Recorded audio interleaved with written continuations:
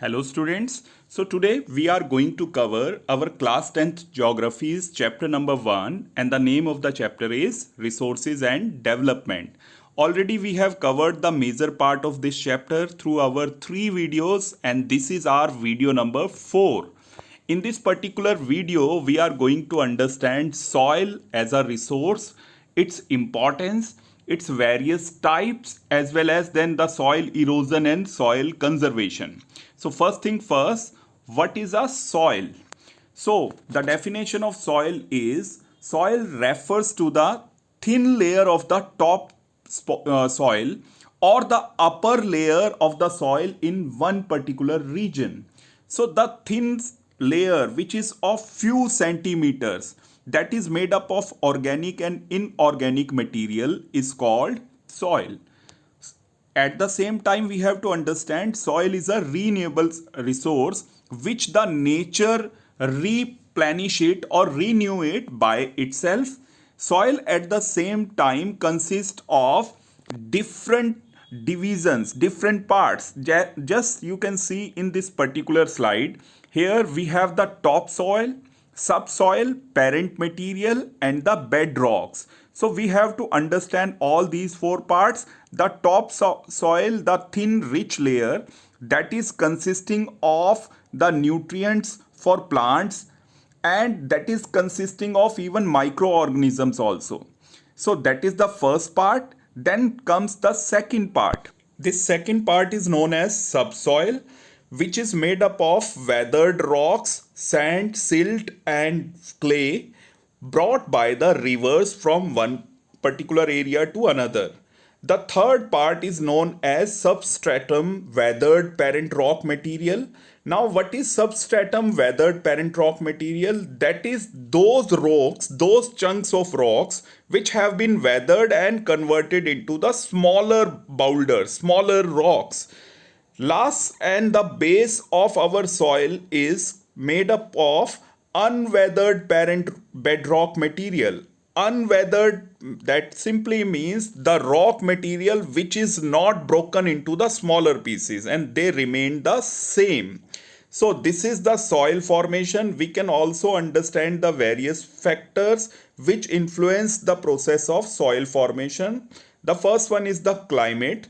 Climate also decides the rate of weathering and the type of vegetation. According to the climate, the vegetation also determines and the weathering the process of weathering, that means breaking up of rocks and slowly and gradually converting into the sand, silt and clay material. That process is called weathering.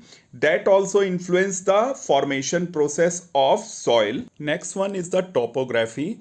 So topography, that means geographical area of one particular region, also decides the accumulation of soil, the collection of soil. If the area is plain, then the accumulation of soil will be thick. And if it's a slanty area of hilly side, hilly mountain area, then the soil will be thin. Third one is the nature of the parent rock. That also decides the composition and texture of the soil. And fourth one is the vegetation. So the plants and vegetations, they also create one important element in the soil that is called humus and that also determines the fertility of the soils. So these are the various factors which help in the process of soil formation. So now in the next slide, we are going to understand the importance of soil as a natural resource. So soil is a very important natural resource. All the plants, natural vegetation, they are grown on this thin layer, thin upper layer of the land that is called soil. This soil is also important for the human beings as we produce the different kinds of crops and fulfill our basic needs of food and even the clothes and even the shelter also through the different objects which are grown on the soil that helps in providing our basic needs like food, clothing and shelter. Soil at the same time is also the home for many microorganisms which are living inside the soil. After covering this, our next topic is the different types of soils found in India. So there are mainly 6 types of soils which are found in India, and these are alluvial soil, red soil, laterite soil, mountainous soil, black soil, and arid soil or desert soil. So first of all, we are going to understand the alluvial soil. So if we talk about alluvial soil, this soil is covering the entire northern parts of India and the eastern coastal plains of India. This soil is also known as the transported soil. Why? Because the Himalayan rivers like Ganga, Yamuna, and Brahmaputra, these rivers, along with their tributaries, they have brought the sand, silt, and clay from the upper parts of the Himalayan mountains and then spread it to the entire northern plains. This soil is even found in the eastern coastal plains of India when the 4 rivers Mahanadi, Godavari, Krishna, and Kaveri, they also, when they create the deltas in the eastern coast, then this soil is created. So now we are going to understand the importance of this soil. What are the various importance or features? The first one is this is the most fertile soil and most widely spread soil in India because it covers more than 40% of India's land mass.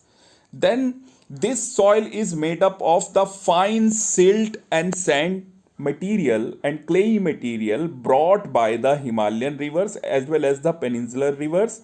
So the entire northern plain, the part of Gujarat plains and the coastal plains in the eastern direction, they are made up of alluvial soil. We can divide our alluvial soil in 2 categories, that is new alluvium soil, that is also known as khadar soil, and old alluvium soil, also known as bhangar soil.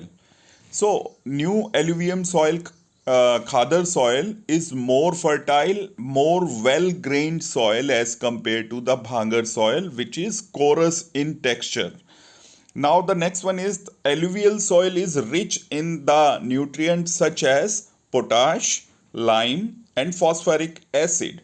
So because of these rich elements, this soil is very fertile and can support all kinds of crops just like rice, wheat, different kinds of oil seeds, pulses, sugarcane, etc.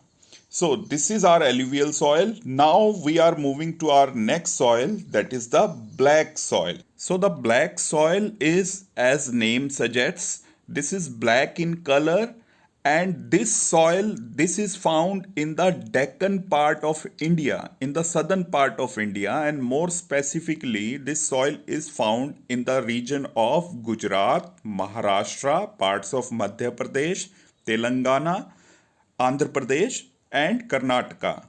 This soil is made up of the lava which has been erupted through the volcanoes, and when it cooled down, then slowly, gradually it converted into the black color. Now the features of this soil is also known as ragged soil. Ragged means cotton, and this black soil is known for the cultivation of cotton, found, as I have told you, in the Deccan Traps of India, which is made up of basalt rocks that are the layers after layers made by the eruption of volcanoes. This soil is known for its sticky nature, its clay material, which absorbs water or retain water in adequate quantity. That is why it develops the cracks during the time of summer, and as the rainfall starts, it becomes very sticky. This soil is rich in the contents of iron, lime, calcium, potassium, aluminium, and magnesium. But this soil is lacking the other important minerals like nitrogen, phosphoric acid, oxygen, and organic material, humus content. So I have already discussed the areas which where this soil is found. Now the crops it supports. This soil supports the different crops like wheat. Cotton is the most obvious crop. Apart from cotton, then wheat is there, sugarcane is there, oil seeds are there, and the chorus grains are also there. So now we are moving to our next soil, that is red and yellow soil. So this red and yellow soil is covering the states like Maharashtra, Goa, Karnataka, Kerala, Tamil Nadu, and the parts of Jharkhand and Chhattisgarh, Odisha, and Meghalaya, and the some of the other northeastern states like Arunachal Pradesh, Mizoram, Manipur, Nagaland, etc. So this soil, which is red and yellow in color, it is made up of igneous metamorphic rocks, crystalline igneous metamorphic rocks, and that is found in the area where there is low rainfall in the Deccan Plateau. This soil develops a reddish color. The reason is it has high amount of iron in it, which oxidizes and then it diffuses in the rocks. It also has the yellow color in those areas where the soil is hydrated. Hydrated means where it receives a good amount of rainfall. So we do the production on red and yellow soil only after adequate amount of manures and fertilizers. Now we are moving to our next soil, that is the laterite soil. So laterite soil is found in those areas where the rainfall is heavy and the temperature is also high. So the word laterite comes from the Latin word later, which means bricks. So as the name suggesting, this soil is mainly used for the building materials, for making of building materials like bricks. So this soil is found in the area which is having high temperature and heavy rainfall. And due to the heavy rainfall, all the important elements of the soils, they wash away with the water, and this process of washing away of all the important elements of the soil by the water is called leaching. At the same time, this soil is lacking in humus content because the reason is the high temperature that dies or that kills all the microorganisms available in the soil, and that is why it is lacking in the humus content, which convert the all the natural vegetation dead bodies into the content known as humus. So this soil that is rich in iron and aluminium but lacking in nitrogen, potash, potassium, lime and humus. This soil that is mainly found in the coastal area of Kerala, Karnataka, Tamil Nadu, Goa, Madhya Pradesh, Maharashtra, Odisha and Assam. And this soil, after the adequate supply of manures and fertilizer, is suitable for the cultivation of cashew nuts, chorus grains, tea and coffee. So the next soil is the arid soil or desert soil. This soil is found in the regions of Rajasthan, some parts of Gujarat and the southern parts of Haryana and Punjab, which are covered with the semi-arid soil. So this soil is arid as well as semi-arid soil. This soil is red to brown in color and sandy in texture. That means sands are there. If you get the sands, you can find the texture of the soil. This soil that is rich in calcium carbonate content, and the lower region of this soil is covered by the conker nodules. So this soil is saline in nature. That means the salt content is found in high quantity. This soil at the same time lacks the moisture. Because of the extreme conditions, the soil lacks in the humus content and moisture as well. After a proper irrigation and fertilizer, we can produce few crops from this desert soil or arid soil. So now we are moving to our next part, that is the forest soil. So the forest soil in India are mainly found in the mountainous states of India like Jammu and Kashmir, Himachal Pradesh, Uttarakhand, Sikkim and Arunachal Pradesh, and the some of the northeastern states also this soil is found. Now we understand what is the forest soil and its features. So forest soils are formed in the forest area as the name suggests, and forests are mainly in India are found in the mountainous region. So this soil is varying in its structure as well as in its texture depending on the mountain environment where they are found. It simply means this soil's texture varies from one area to another, mountains one part to another. So the upper mountains, upper areas of Himalayas, for example, they are containing the coarse grains. Coarse grains, big rocks, boulders are there, and the lower regions, the valleys of the mountains, that is covered by the well-grained forest soil, which is helpful in producing different types of crops. So the upper part of the Himalayas, that is lacking the humus content, because this upper region of Himalayas, the higher mountains, they are covered by the glaciers, and this higher mountains of Himalayas also experience the process of denudation. And now what we have to understand, what is the process called denudation.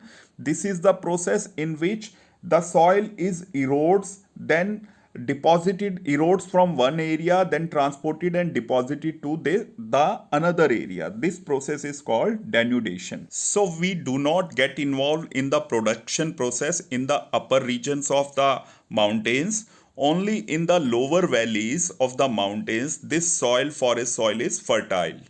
So with this we have covered the different classifications of soils. We have understood what is alluvial soil, what is black soil, then we had covered the red and yellow soil, then the next one laterite soil, arid soil, and finally we covered the forest soil. We also understood the different locations, the areas where these soils are found in India, and we understood these states and the crops produced by these particular soils. Now our this part of the chapter is covered. Thanks for watching the video. Have a nice day.